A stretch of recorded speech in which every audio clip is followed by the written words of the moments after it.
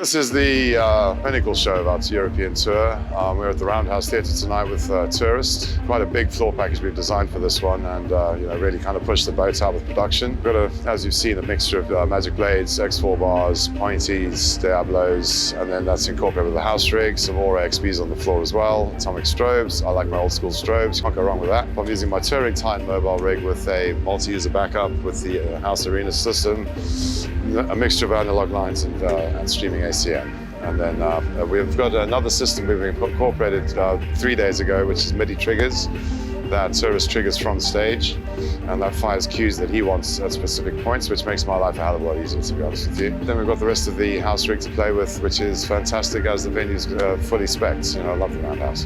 So the only thing we've had to bring is the floor and the video screen. The other software and things I'm using at the moment are Synergy. I'm a big fan of Synergy because I really like the feeling of the video and the lighting being all-inclusive, tricking the eye into not noticing jarring colors between the content. Our content's very impressionistic and quite moody, so I really want to surround the audience with that that like illusion that they're sort of in a dream or something, and not really notice the lighting as much as the video, but then the lighting enhancing the whole experience. Ideally, tonight the whole room will be effectively doing some video with then lighting cues accentuating moments of the songs. The video software I'm using to trigger everything is Avolites AI, because that's the easiest way to link with the Synergy into Arena and Avolites Titan. I find it very user-friendly and quite quick to set up, and very good for touring, because all you have to do is adjust your pixel map slightly instead of redrawing fixtures as you would in other media types, which aren't native to the Avolites brand. We're using streaming ACN to a basic breakout rack, and then just splitting out on the universe. I think we're up to about 16 or 17 universes, and that seems to handle fine on my system, which I'm very happy with. We were thinking about bringing a TNP in, but because the house had one anyway, there's no real need, and the house line's all running on copper at the moment. So my Titan Mobile is running a T2 to give me the extra 2 house universes on analog lines, which is very handy. So anyone wants to expand a 4-universe system into 6, the T2 is very valuable. I would recommend getting one of those. The MIDI triggering, we're triggering it via Cat5 from line to stage, but at each end we've got a Kenton line driver that takes the MIDI signal and then powers it from the DJ's position over to my console and boosts the signal, so we get very low latency. And it seems to be working quite well. We've only been doing it for a couple of days now, but I'm very happy with the results. And it gives the artist a lot more control. And because he's a busking musician and not a DJ, he's a performer and he wants to go in and out of moods, so time code wouldn't work for us. He needs to be able to move fluidly through the tracks. But for him to be able to take Ableton and put a trigger point in that fires the lighting cues, it's a godsend, because then he's got what he wants, and I've still got control of the rig. So, and we're not tied to a tick, tick, tick. And if anything goes wrong with timecode, we all know what happens.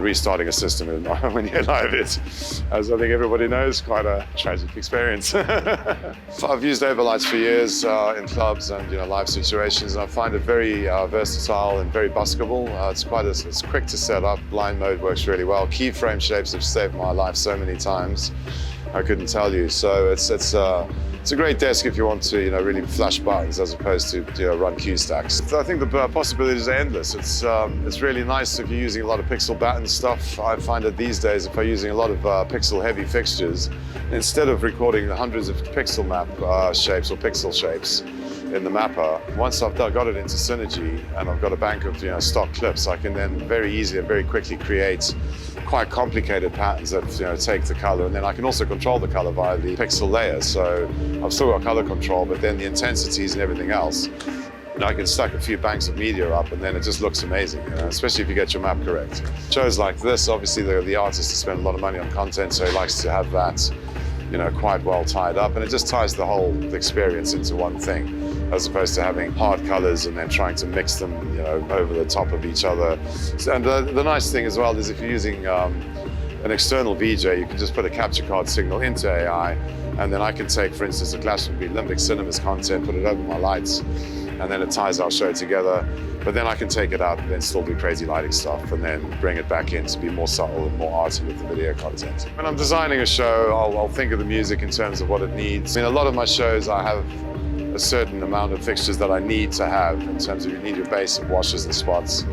Then you start building out with beam lights. Blinders and strobes, obviously, quite integral depending on the style of music. My process would be going to capture, listen to the music, and then try and find a shape that makes sense to the music. But capture and Avo's link up is very useful, especially now that they're linking together in the desk. It's become a very valuable tool, a very valuable combination of tools. So you can immediately easily show the client this is what it's going to look like, and then start, look at the budget, see how many lights I can put into the design, and then just work from there. And then start, building it gradually, and then, we see how much we can get away with.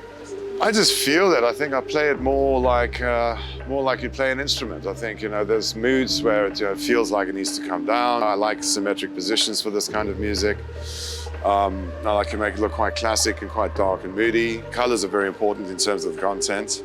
But I think it's more about less is more in building the show, letting the music breathe with the lights rather than the lights overriding the music.